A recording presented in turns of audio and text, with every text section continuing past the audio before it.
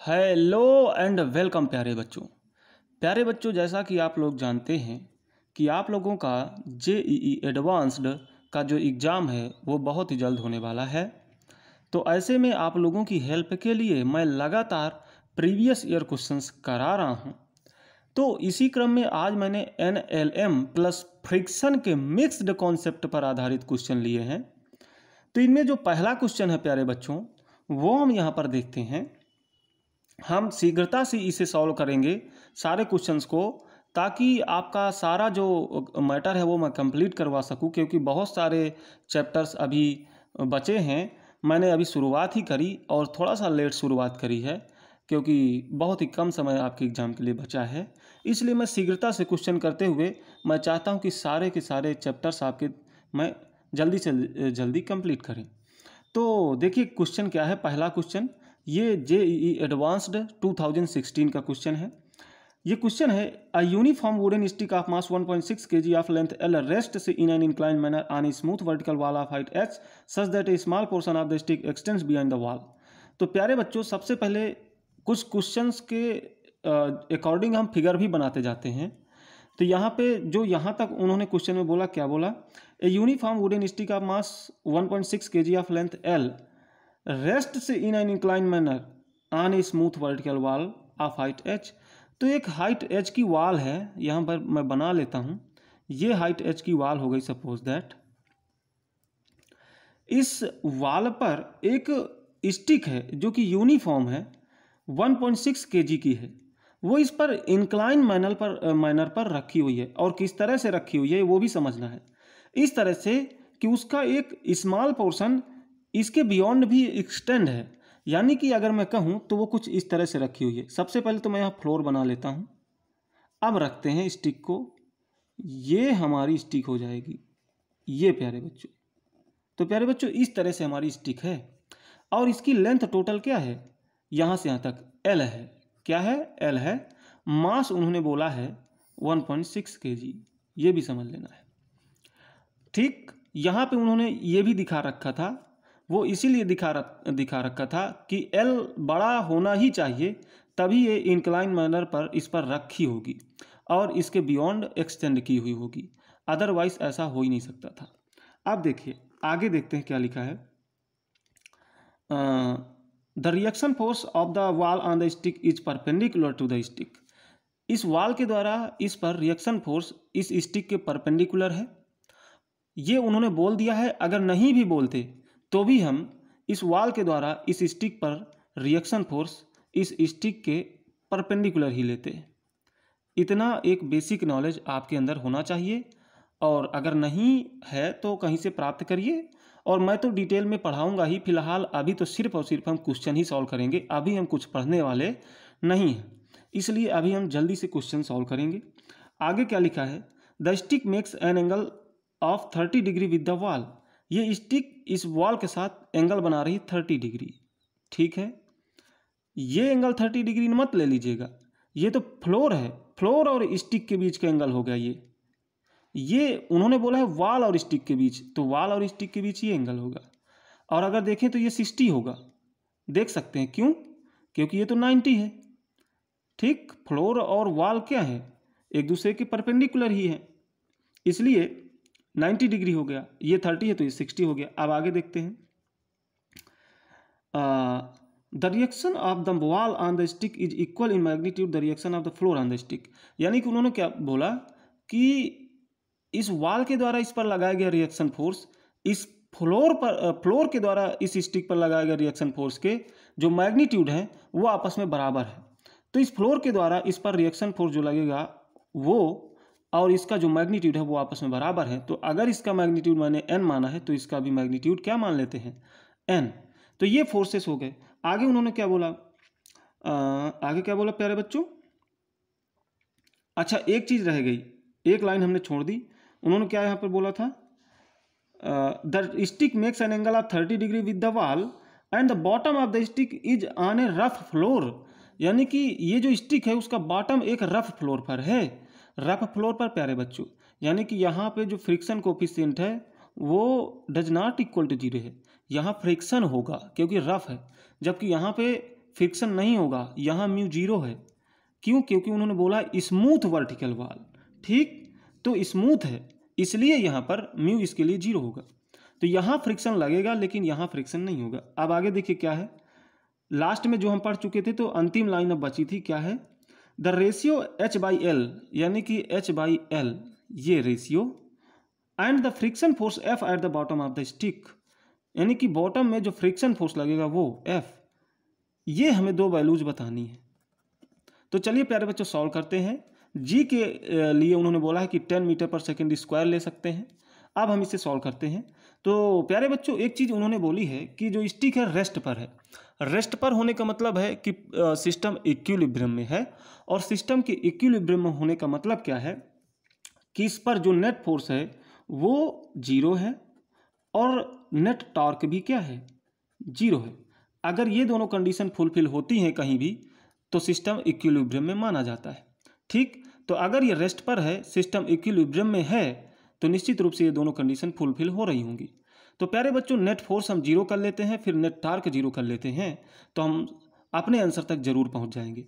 तो चलिए सबसे पहले नेट फोर्स को जीरो करने के लिए तो सबसे पहले तो हम फोर्स ही बना लें। इस जो स्टिक है इस पे सारे फोर्सेस जो भी लग रहे हैं उनको हम यहाँ पर पहले बना लेते हैं। तो देखिए ये तो दो फोर्सेस लगे, एक इसके द्वारा फ्रिक्शन फोर्स लगेगा। फ्रिक्शन फोर्स कहाँ लगेगा प्यारे बच्चों, जिधर की ओर ये मूव करेगी उसके अपोजिट डायरेक्शन में। तो अगर देखा जाए तो ये जो स्टिक है वो सिर्फ और सिर्फ इस डायरेक्शन में ही मूव कर सकती है, तो जो फ्रिक्शन लगेगा वो पीछे की ओर लगेगा, ठीक।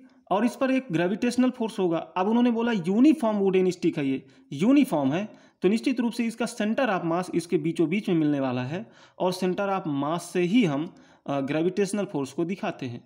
तो मैं दिखा देता हूँ यहाँ से mg, ठीक, ये फोर्स हो गया। और क्या फोर्सेस इसमें संभव हैं, तो प्यारे बच्चों केवल और केवल इतने ही फोर्स इस पर संभव हैं। अब हमें नेट फोर्स जीरो करने के लिए हम एक काम कर लेते हैं, एक्स डायरेक्शन और वाई डायरेक्शन, जो हमारे ऐसे एक्सिस होते हैं ना, एक्स डायरेक्शन और वाई डायरेक्शन, इन दो डायरेक्शंस पे फोर्सेस को रिजॉल्व कर लेते हैं, फिर इन दोनों डायरेक्शंस पर नेट फोर्सेस जीरो ले लेते हैं, तो हमारा काम है वो थोड़ा आसान हो जाएगा।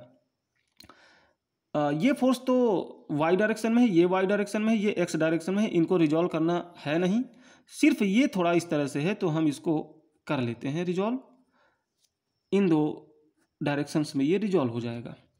अब देखिए अगर प्यारे बच्चों ये 30 डिग्री एंगल था तो, और ये 90 हो गया पूरा यहाँ से यहाँ तक, तो ये 30 तो ये 60 हो गया कुल मिला के, और ये 60 तो ये फिर से क्या हो गया 30 हो गया, तो यहाँ पे ये 30, तो इधर आ जाएगा n cos 30, या मैं कहूँ कि n√3/2, और इधर आ जाएगा n sin 30 या n/2। तो ये फोर्सेस हमारे इस तरह से रिजॉल्व हो गए। अब हम क्या करेंगे, यहाँ पे एक्स डायरेक्शन पे सारे फोर्सेस को बैलेंस करेंगे सबसे पहले। तो देखिए एक्स डायरेक्शन पे कौन कौन से फोर्सेस हैं, एक तो F हो गया, और दूसरा जो n√3/2 ये निगेटिव एक्स डायरेक्शन में है, तो ये दोनों फोर्सेस आपस में बैलेंस कर रहे होंगे एक दूसरे को। तो मैं यहाँ पर लिख लेता हूँ F = n√3/2, ये तो प्यारे बच्चों ये हो गया, ठीक। और देखिए यहाँ पर अब हम y डायरेक्शन पर चेक करते हैं, तो y डायरेक्शन पे कौन कौन से फोर्सेस हैं, ये वाला n और n/2 ऊपर की ओर है, mg नीचे की ओर है, तो निश्चित रूप से ये mg जो है वो इन दोनों फोर्सेस को बैलेंस कर रहा होगा, यानी n + n/2 को बैलेंस कर रहा होगा, या mg = हो जाएगा 3n/2 के। तो ये इक्वेशन हमारे दो मिल गए, ठीक। अब आगे अगर हम देखें तो ये दो फोर्सेस अगर मिल गए प्यारे बच्चों, तो यहाँ से देखिए, यहाँ से एक चीज़ आप बहुत ही आसानी से निकाल सकते हैं, नॉर्मल फोर्स तो यहाँ से निकाल सकते हैं। अब तो इस इक्वेशन से सबसे पहले हम नॉर्मल फोर्स निकाल लेते हैं। देखिए m कितना है, तो 1.6 और g लेना है 10, तो ये कितना हो जाएगा 1.6 × 10 यानी 16 हो जाएगा, तो 16 = हो जाएगा 3n/2। अब इसको सॉल्व कर लीजिए तो क्या मिल जाएगा, n = ये आ गए 32 और 32/3, ये मिल जाएगा हमारा n, और n की वैल्यू अगर हम यहाँ रख दें तो फ्रिक्शन फोर्स मिल जाएगा। तो यहाँ पे प्यारे बच्चों मैं फ्रिक्शन के लिए n की वैल्यू इसमें रख देता हूँ, तो मैं नीचे ही सॉल्व कर लेता हूँ, या मैं यहीं रख देता हूँ, तो आगे एन की जगह पे क्या रख लें 32/3 ये, और इंटू में इसके √3 है और नीचे 2 है, तो 2 से 2 कैंसिल कर लेंगे तो 16√3/3, यानी कि जो फ्रिक्शन फोर्स आ गया प्यारे बच्चों, मैं यहाँ लिख लेता हूँ 16√3/3, तो ये हो गया फ्रिक्शन फोर्स न्यूटन्स, 16√3/3 न्यूटन्स। तो फ्रिक्शन फोर्स तो हमारा निकल गया, तो एक चीज़ तो हमने प्राप्त कर ली है, हमें दूसरी चीज़ प्राप्त करनी है। तो दूसरा चीज़ प्यारे बच्चों कहाँ से प्राप्त हो सकता है? निश्चित रूप से ये, यानी नेट टॉर्क बैलेंस कर लें हम। अभी तो हमने सिर्फ नेट फोर्स बैलेंस किया है, अब हम नेट टॉर्क बैलेंस करेंगे। तो देखिए, चूंकि नेट फोर्स 0 है तो टॉर्क आप कहीं भी लीजिए, किसी भी पॉइंट के रिस्पेक्ट में, किसी भी पॉइंट से पास होने वाले एक्सिस के रिस्पेक्ट में लें, टॉर्क सेम ही आने वाला है। लेकिन हम ऐसे पॉइंट का चुनाव करेंगे जहाँ पे मैक्सिमम फोर्स जा रहे हों, जहाँ से मैक्सिमम फोर्स गुजर रहे हों, ताकि क्या हो कि उन सारे फोर्सेस के लिए R 0 हो जाए और हमारा जो R क्रॉस F यानी टार्क है उन सारे फोर्सेस के लिए क्या हो जाए 0 हो जाए। तो हमारा जो कैलकुलेशन वाला टाइम है वो बचेगा, हमें ज़्यादा कैलकुलेशन नहीं करनी पड़ेगी। तो सारे के सारे फोर्सेस जो मैक्सिमम सबसे ज़्यादा फोर्सेस कहाँ से पास कर रहे हैं, तो निश्चित रूप से यहाँ से 2 फोर्सेस, नॉर्मल फोर्स और फ्रिक्शन फोर्स पास कर रहे हैं। तो मैं यहीं से पास होने वाली एक्सिस के थ्रू के रिस्पेक्ट में हम टार्क बैलेंस करने की कोशिश करेंगे।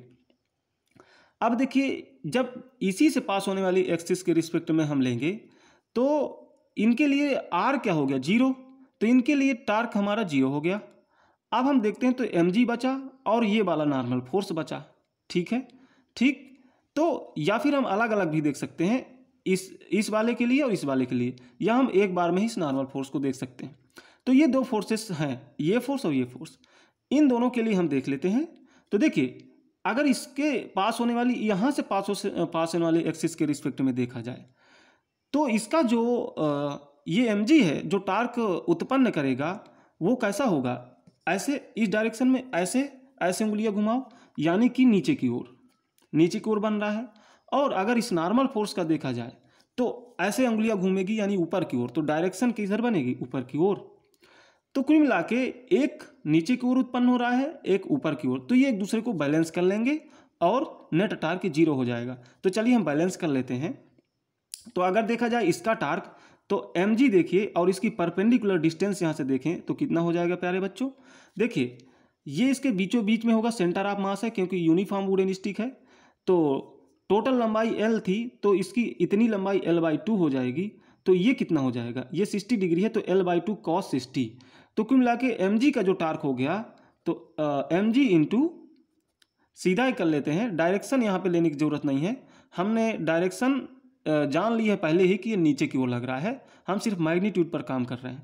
तो mg into L/2 into cos theta cos 60, ये इसको बैलेंस करेगा। ये तो नीचे की ओर हो गया, ऊपर की ओर कौन लगाएगा, ये तो ऊपर की ओर और नीचे की ओर वाले आपस में बैलेंस होंगे।